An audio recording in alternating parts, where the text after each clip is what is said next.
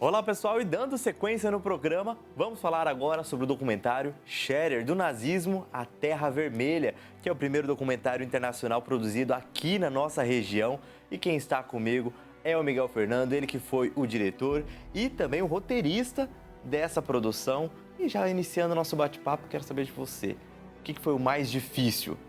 Produzir ou fazer a parte de pesquisa histórica para poder ter esse material finalizado? Bom, primeiramente, muito obrigado. É uma honra estar aqui com vocês para falar um pouquinho sobre a produção de cinema, de documentários aqui na nossa cidade.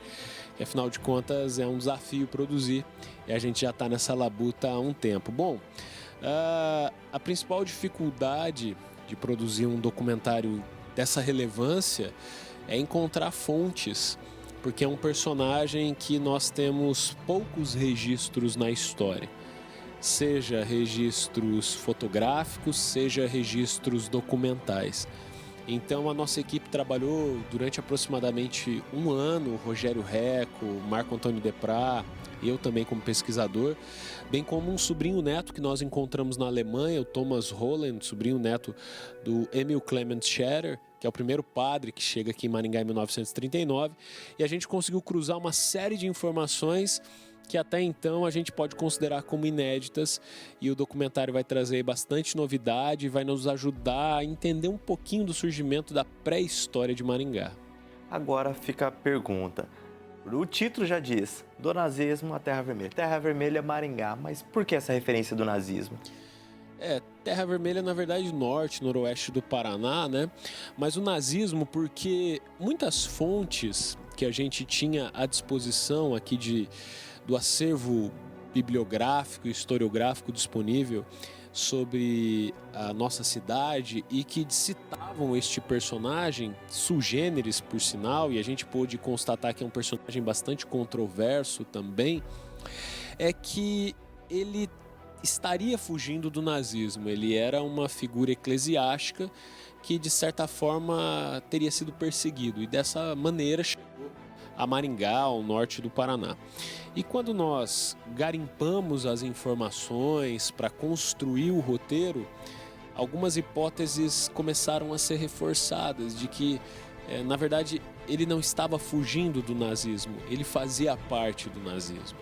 E fomos encontrar que ele foi secretário-geral da Associação do Reich para Alemães Católicos Emigrados, era uma espécie de figura eclesiástica que o Hitler utilizava para propagar ou divulgar a propaganda do regime nazista por diversos países que o Sharer passou. Ele passou por muitos países do leste europeu, Romênia, Bucareste, cidade de Bucareste, entre várias outras cidades que inclusive ele recebeu homenagens.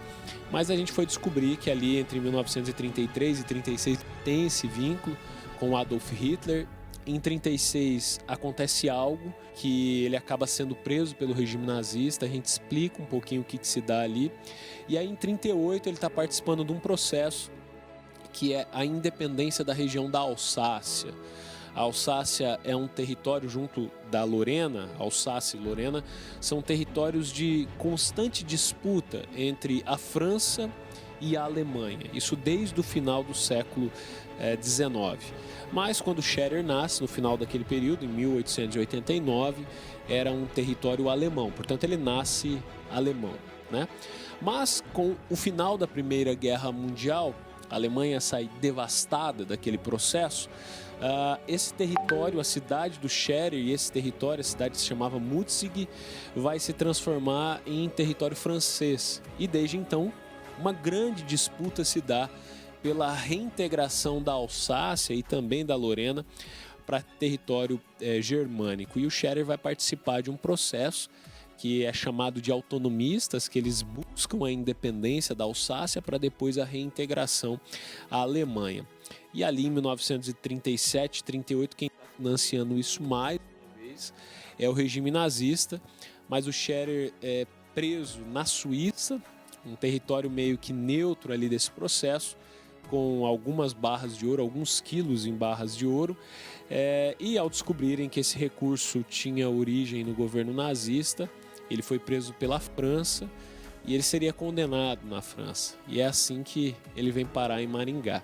Tem muito mais coisa por trás disso, mas aí fica o convite para assistir o documentário, entender como é que se desdobra essa história. E a partir de agora, sim, esse começa a ser um pouco o papel do Maringá Histórica. A gente já desenvolve esse projeto com empresa hoje de pesquisa, preservação, divulgação e tudo mais sobre o nosso passado, de mostrar as relações que Maringá tem, a sua história, a história de Maringá tem com eventos de relevância global. E o Scherer é um personagem que, sem dúvidas, representa bem esse nosso objetivo. Nós vimos aí, já você contando, nesse curto tempo você já viajou em vários países dos relatos. E para vocês poderem produzir, vocês também foram, né? Foram para a França, para a Inglaterra e para outros locais. E como é que foi essa questão financeira? Porque para tudo precisa de dinheiro. Para fazer uma produção nesse porte, desse tamanho, teve uma verba fácil? Teve que correr atrás de patrocínio? Como é que foi essa parte? A verba fácil não existe, né? E patrocínio, sim. Tivemos várias empresas que nos patrocinaram. É um projeto financiado pela Lei Rouanet, o nosso principal e mais importante instrumento de financiamento artístico-cultural do Brasil. E nós, além de Maringá, porque aqui o Scherer construiu a primeira capela, a primeira fazenda entre 1939 e 1940, além da Capela São Bonifácio e tal, a gente também foi para Rolândia, porque Rolândia é uma cidade muito importante na perspectiva do assentamento de alemães. É uma região bastante interessante, porque ali nasce como um assentamento chamado Roland, e ele vai ter judeus, vai ter nazistas, vai ter uma confluência de um grande número de diferentes características de pessoas que vão ali se instalar. A maioria vindo da Europa, em específico vindo da Alemanha. A gente fala um pouquinho sobre essa história também.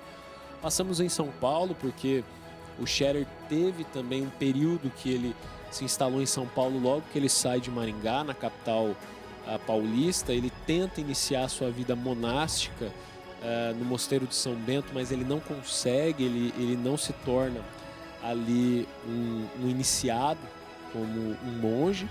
E a partir dali ele consegue um trampolim para retornar à Alemanha e ele volta para Metten, né? E nesse caminho, a gente, além então de Maringá, Rolândia e São Paulo, a gente passou em Londres. E Londres é uma cidade importante da Inglaterra, porque foi ali que a gente tem toda a constituição da Companhia de Terras Norte do Paraná, empresa colonizadora de todo o norte e noroeste do Paraná, junto com suas empresas mãe, a Brazil Plantations e a Paraná Plantations também. E nós passamos em algumas cidades entre a França e a Alemanha. Só de carro, lá na Europa, entre a França e a Alemanha, a gente percorreu mais ou menos 2.000 quilômetros, né? Então foi um percurso bastante longo para a gente poder contar a história aí desse controverso personagem da pré-história de Maringá. E como é que foi feita a escolha das fontes, de quem ia estar contando essa história, de quem ia estar narrando? Porque é algo que vocês tiveram que pesquisar muito, né? Não é algo fácil pra gente se encontrar em qualquer livro, às vezes até mesmo na internet, como nós temos muitas outras histórias. Como é que foi esse garimpo? Tem várias metodologias para isso, né? Mas a priori a gente trabalhou muito com jornais de época, jornais de origem alemã, jornais ingleses e uma parte de jornais franceses. E a gente foi garimpando, pesquisando aí nas partes mais profundas da internet para chegar nessas fontes. Quanto tempo de pesquisa? Quase um ano de pesquisa, né? E nós tivemos a sorte aí no meio do caminho também de encontrar o sobrinho neto do Scherer, né? Que mora em Munique e que nos ajudou com muitas orientações, muitas hipóteses e muitos caminhos. Para definir quem seria entrevistado no documentário também é um processo complexo, né? Porque dificilmente quem conviveu com o Scherer estaria vivo. E ao mesmo tempo, aonde a gente passou pelo Brasil e pelo mundo, as pessoas que conheceram ou que tiveram um contato ou que ouviram falar, não queriam falar sobre o Scherer, porque era um personagem muito difícil, turrão, irritadiço. Então a lembrança que as pessoas têm em torno dele é que era uma pessoa muito intelectual, era um poliglota, era doutor em história, tinha produzido muito material para a Igreja Católica Alemã, produziu depois biografias, mas ele tinha o seu jeito de ser, o seu jeito de atuar, e que isso acabava afastando. Embora Será ele que tenha isso vem um feito... pouco dessa cultura nazista que ele já vivenciava antes de mudar para o Brasil? Não vem da cultura nazista, mas a gente mapeou isso porque era um ponto que eu queria colocar na perspectiva do documentário, por que ele era assim. E eu fiz essa pergunta, embora já soubesse o caminho da resposta, mas eu fiz essa pergunta ao Thomas, o seu sobrinho neto, e o Thomas respondeu aquilo que eu imaginei mesmo. Ele falou, olha, você imagina o seguinte, ele nasceu no final do século XIX, ele passa por duas grandes guerras, as duas guerras mundiais, sendo que na Primeira Guerra Mundial ele participa ativamente como membro do corpo de saúde da Alemanha, então ele deve ter visto muita coisa em campo de batalha, né? E a Segunda Guerra Mundial, embora ele não estivesse nos frontes de batalha, ele participou dos bastidores, das articulações e tudo mais. E ele também foi perseguido, né? Então, a hipótese que a gente deixa no ar no documentário é que o Scherer ele vivia sob constante vigilância, sempre atento, né? Porque quando ele chega no Brasil em 39, a guerra, ele chega no início de 39, na sequência eclode a guerra, a Segunda Guerra Mundial. E ele vai ter dificuldades, porque aqui no Brasil, por meio do DOPS e das forças de segurança pública, os países que integravam o eixo, então o Japão, Itália e Alemanha, só para citar alguns deles, haviam outros, claro, os descendentes ou as pessoas que eram dessas etnias, para circular, precisavam de um documento chamado salvo-conduto, que era uma espécie de um registro que você entregava para uma autoridade policial, uma autoridade política ou qualquer órgão de segurança pública, e aquilo dizia que você não tinha nenhum vínculo com os países que o Brasil estaria mais tarde combatendo, né? Logo depois, quando o Brasil acaba entrando próximo ao final da Segunda Guerra Mundial. E o Scherer, ele tinha essa dificuldade para circular entre as cidades e entre os estados. E a gente vai encontrar registros que o DOPS, que é um departamento que está sempre atento ao que estava acontecendo ali, suspeitava que o Scherer era nazista, que ele tinha uma estação de rádio, que ele se comunicava com outros alemães nazistas e tudo mais. E vão fazer uma batida na fazenda dele, quebram as antenas, a estrutura que o Scherer vai dizer que era uma estação meteorológica. Então a gente fica com aquela sensação de que será que ele trouxe algo do nazismo para cá? As fontes não nos permitem afirmar, porque há muitas lacunas. Mas as hipóteses indicam a isso, né? O jeito dele ser era uma perspectiva de que ele tinha que estar sempre atento, que alguém poderia pegá-lo. Tanto é que ele fica em Maringá durante 15 anos, ele sai daqui em 1954, ele vai ter dificuldades com algumas figuras importantes da cidade, ele vai fazer alguns amigos, poucos, mas faz, mas sai daqui logo que a igreja começa a se institucionalizar com a chegada de outros padres, inclusive outros padres alemães, e aí ele não consegue se sustentar mais aqui como principal líder e ele vai deixar a cidade de Maringá em meados de 1954. É uma figura sem dúvidas icônica, controversa, mas de fundamental importância para entender todo esse contexto que o norte do Paraná estabeleceu com a Alemanha nazista. E a gente fala um pouquinho sobre isso no documentário. Você já trabalhou com outras produções audiovisual, né? Eu queria saber de você, como é que foi em relação à equipe? Tanto na parte de áudio, edição, captura de imagem. Maringá e a nossa região está preparada para receber projetos grandes como esse ou outros até maiores? Com certeza. Nós temos excelentes profissionais, nós temos excelentes empresas, nós temos excelentes equipamentos aqui na cidade. E hoje, com raras exceções, o cinema de guerrilha ou o cinema independente para pequenas e médias produções, ele é compacto. Você não precisa de grande infraestrutura para fazer uma produção. O que sim, você precisa ter um bom roteiro e uma boa direção para você desenvolver aquela ideia. Então, o contexto ou o conceito de você ter mega estúdios de produção, como Hollywood ou como Paulínia chegou a ter durante um pouco mais de uma década, Isso é fundamental, mas talvez num desdobramento dessa cadeia. Nesse momento que nós estamos, eu considero que o eixo Maringá-Londrina, talvez, no sul do Brasil, seja uma das maiores referências hoje em produção de audiovisual, porque Londrina já tem uma vasta experiência, mais antiga que a nossa cidade, mas Maringá nos últimos 5 anos tem despontado com muitas produções de excelente qualidade, ganhando prêmios, mas mais do que isso, produzindo com recorrência. Se a gente conseguir estabelecer um eixo de conexão entre Maringá e Londrina, esse intercâmbio de conhecimento e uma produção dessa forma, a gente acha que dentro de pouco tempo a gente vai se destacar talvez como um núcleo de produção audiovisual em relevância nacional. Agora a gente está quase chegando no fim, eu queria saber de você, uma dica para quem está em casa, gosta dessa parte mais histórica, tem vontade de produzir um conteúdo desse. O que você tem de dica? Qual que é o primeiro passo que a pessoa precisa ter em mente para uma produção dessa? Primeira coisa é a pessoa ter em mente que ela precisa trabalhar. E ela tem que ter mais do que iniciativa, ela tem que ter acabativa.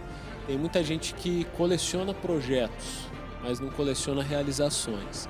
Então eu sempre fui do princípio que é melhor fazer bem feito do que perfeito.